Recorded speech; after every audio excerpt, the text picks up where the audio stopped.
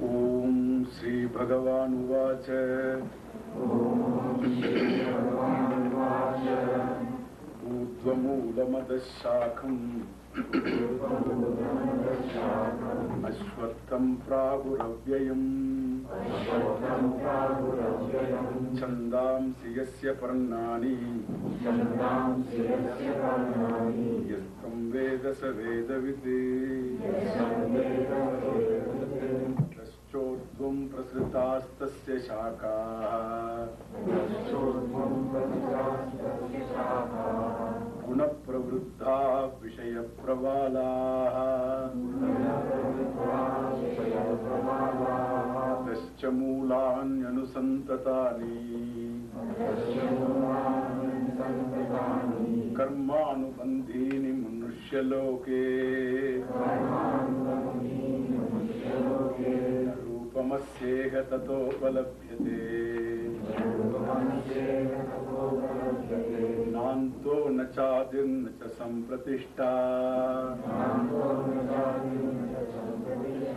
Ashwattamenam suvirudamudam Asanga shastrena dridhena chitva Tatpadam tatparimargitavyam Yasmin gatana nivattanti bhuyaha Tameva chadyam purusham prapadye Yatah pravrittif prasrita purani Nirmana mohat jita sanga doshaha Adhyatma nitya vinivritta kamaha Bandvair vimukta sukha dukkha sanjnaihi Gacchantya moodah padamavyayam tate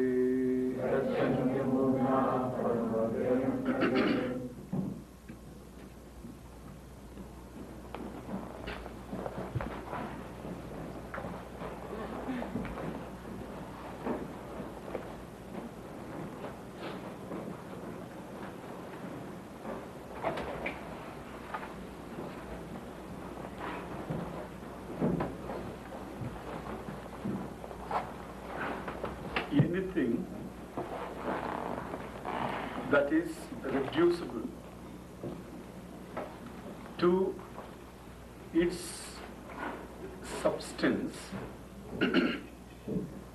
is a form with a name.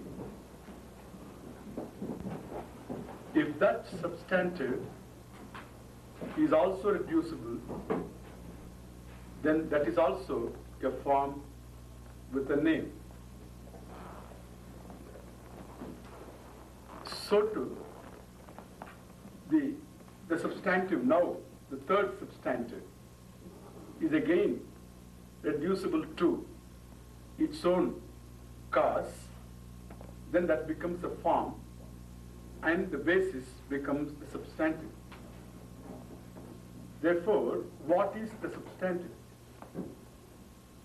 The substantive is something that cannot be further reduced. That which cannot be reduced is exactly called Satyam. The definition of Satyam, what is Satyam, is that which cannot be negated. That which is not subject to negation is indeed what you call truth. You can't shake that. I had an encounter with a scientist.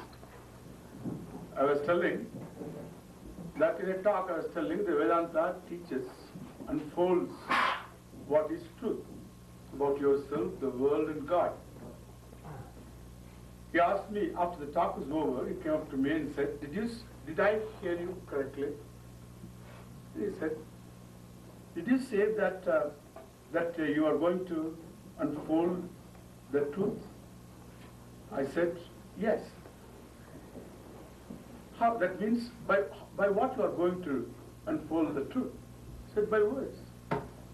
Do you say that you are going to define truth by words? That means you are going to define truth? I said, yes. If you can define truth, then don't you know any definition is from a point of view?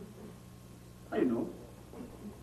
That means you shift the standpoint, the definition also changes. Yes, I also know that. Then how can you say you are going to define truth? Well, I'm going to define truth. Swami, don't you see any definition it can be negated? Yes, any definition can be negated. Then how are you going to define truth? Well, listen to me. That which cannot be negated is truth.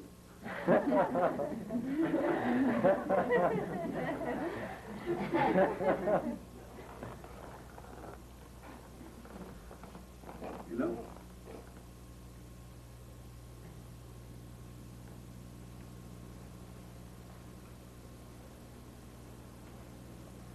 Someone said, an oracle or an angel.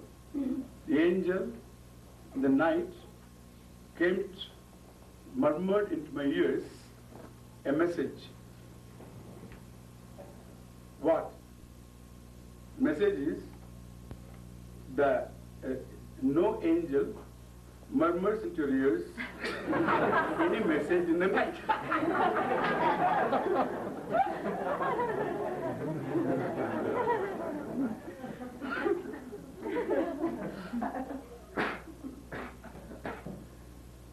What can I do with this now? So, what is not subject to negation is truth. That man was stunned, of course, and he said, Swami, I will think it over and let you know tomorrow. He came up next day, and then an hour earlier, to a place where I was staying, and he said, he's a physicist, and he said, well, I tried to shake it, it's impossible. Anyway, it's very obvious. That which cannot be negated is truth. That's clean definition. You can't shake it. But then,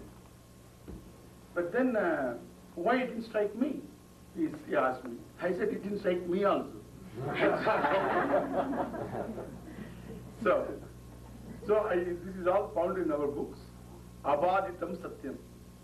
That which is not negated is satyam. Well, that is true. Then he asked next question, is there any such thing which cannot be negated? I said, yes, there is such a thing. That's what I'm going to talk. I got another 5 days. Therefore, attend all the talks. So I don't want to lose a member in a slender audience I have.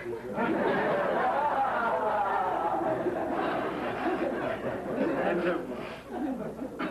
then he said, no, Swami, I will attend all your talks, but then you tell me right now, in one sentence, is there such a thing which cannot be negated? I said, I'll tell you. If you promise you are going to come, then I'll tell you. Yes, I'm going to come. Then all right. I tell you one thing. It is you. You. Why? You. You say that I cannot negate myself? Try. Try. That is the only thing in the world, sir, which is self-existent. Everything else depends upon the self-existent being. Self-existent and self-effulgent being is I.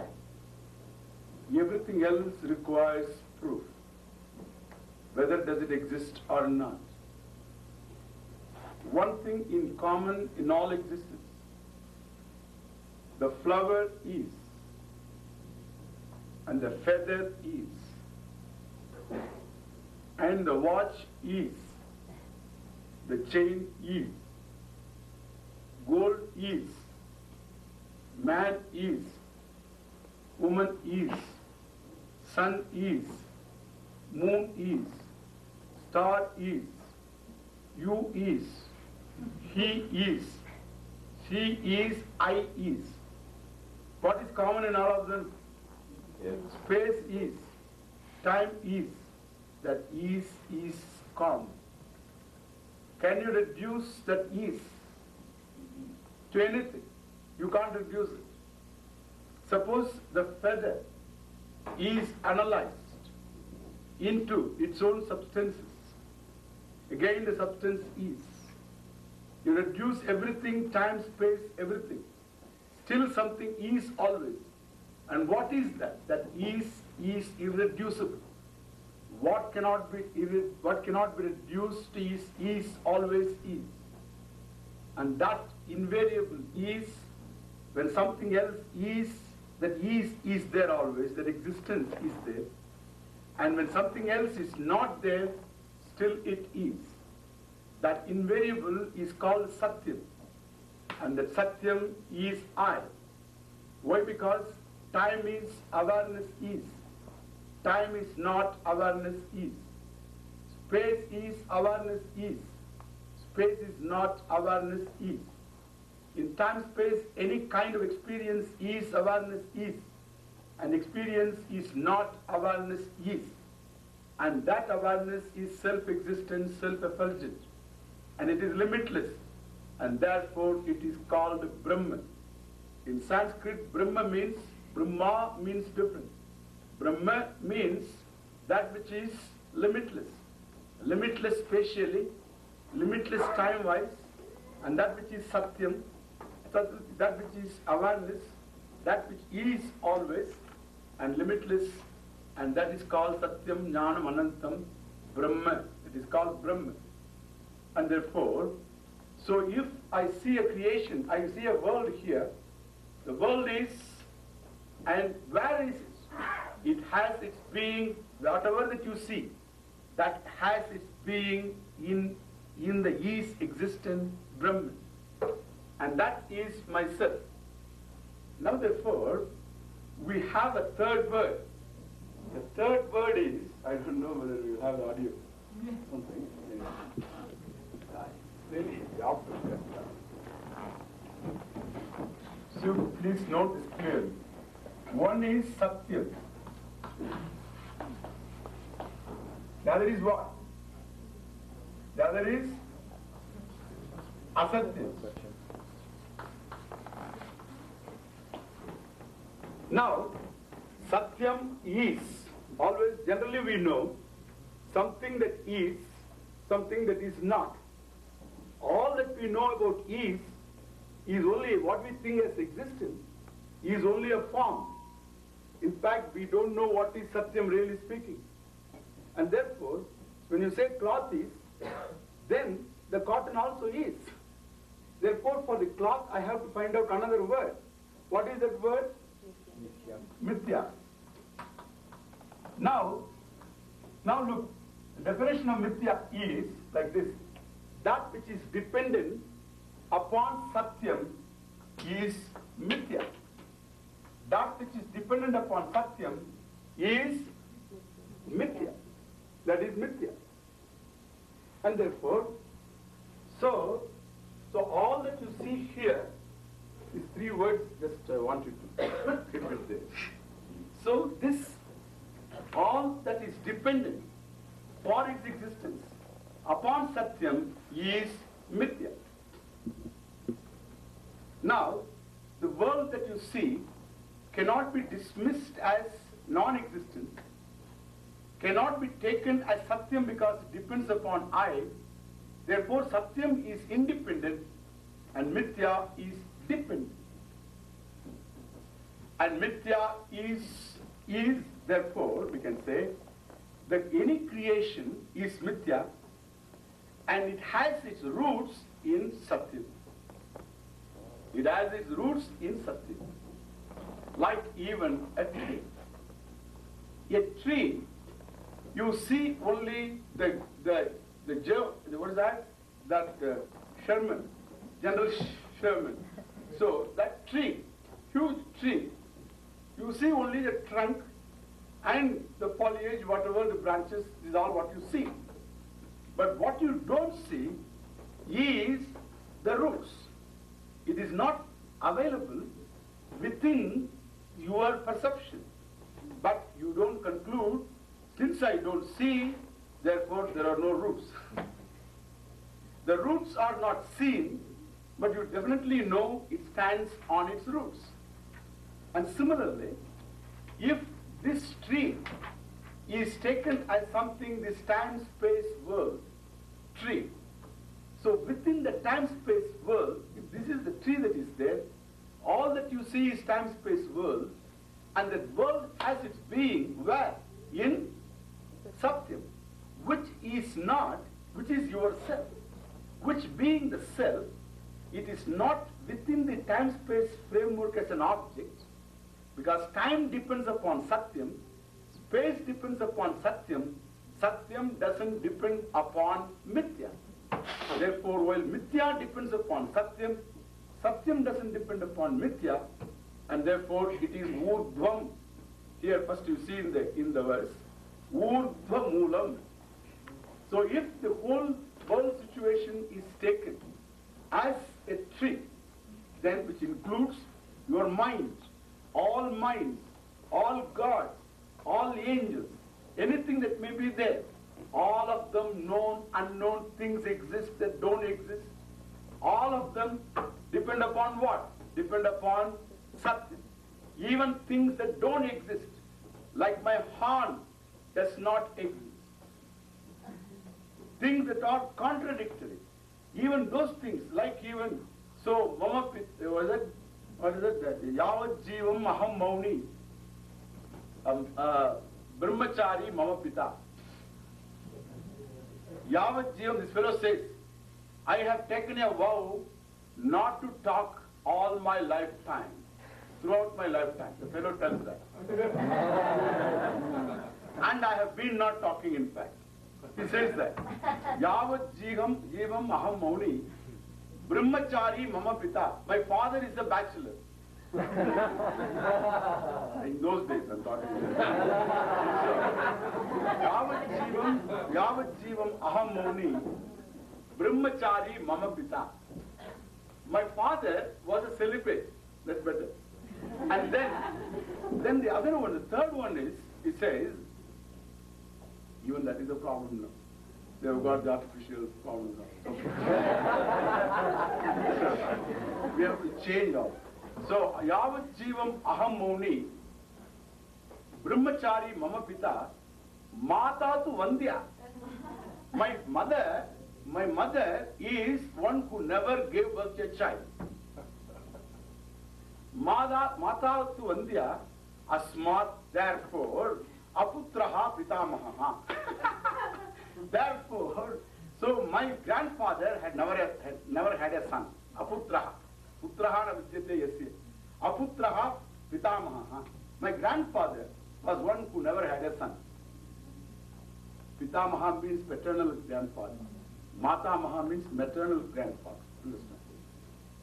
And therefore it's very clear. And so Aputraha Pitamaha. How is that? All look ridiculous. Such things, ridiculous things are. Ridiculous things are. That Vandya, there is no such Vandya Putra. There is a Vandya, a barren woman is there, Putraha, son is there. The compound is not possible. Vandya Putra is not possible. Manushya is there, man is there, horns are elsewhere, horns are there, but man's horn is not there. The combination is not possible. And these impossibilities also is, the various impossibilities also are. Means every impossibility is. Like even a topological impossibility like matching your hands. Match your hands, come on. You can fish, all right, and so you can't match your hands. This is an impossibility. Like this, there are many impossibilities. Such an impossibility is. That is also known to you. In awareness it shines, that also. Therefore, all abhavas, all things that don't exist also depend upon awareness. Things that exist also depend upon awareness. Known depends upon awareness. Unknown depends upon awareness, which is Satyam, which alone is. And therefore, the world, tree, if it is likened to a tree, and the root is not available within the scope and compass of the time-space framework, it is behind the whole thing. Behind means understand, it is not like that there is a problem, you know. This is called, so a linguistic problem it is. So here, when I say the cotton is behind the cloth, my Supradeviam, you know, there is a fellow, this Brihaspati, this idiot, there, when I said, the cloth is only a form, behind the form is cotton. And then he went behind the cloth to find out whether it is cotton or not. That is the picture. Behind the wave is water. Behind the chain is gold. Behind space is awareness, means don't understand somewhere behind. Understand? There is nothing because space is, awareness is space. Awareness is time. Awareness is everything, because nothing can be away from it. And they say, and therefore all depends upon I don't depend upon any. Therefore one is Satyam, the other is Mithya. Now in this Mithya here, I hope the audience is full here. Is there anyone who is missing? I find one person missing. Wink isn't here. Don't raise your hand, I am missing. Eh? Valerie's not here. Valerie's not here. Yeah. Nor is Leslie. Okay. Doesn't matter. Now, I would like to talk something important, okay? Getting to go back is a problem. So anyway, Valerie has heard me, so no problem. So it's okay. Now, take a listen to the table. Then if there is any time.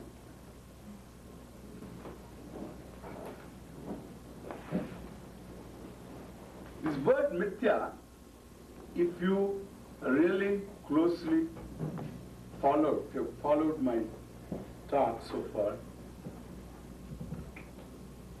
is still, it is available for question.